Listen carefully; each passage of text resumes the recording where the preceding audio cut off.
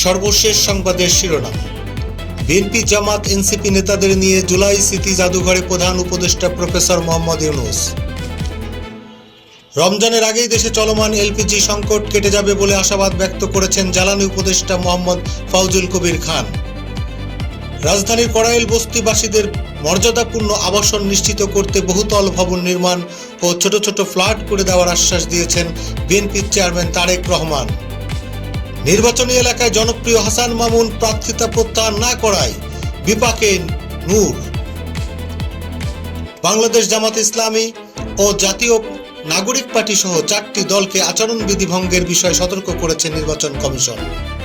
আবারও আলোচনায় আসতে চাইছে জাতীয় পার্টি। আমরা না ভোট দিব দেশের স্বার্থে, জনগণের স্বার্থে, জাতীয় পার্টির চেয়ারম্যান জিএম কাদের সংবাদ সম্মেলনে সাংবাদিকদের এই কথা বলেন। আওয়ামী লীগ প্রসঙ্গে জাপা চেয়ারম্যান বলেন, সারা দেশে আওয়ামী লীগ ও ছাত্রলীগ এবং নেতাদের ওপর ইউনূস সরকার হিটলারের নাৎসি বাহিনীর মতো নিপীড়ন চালাচ্ছে।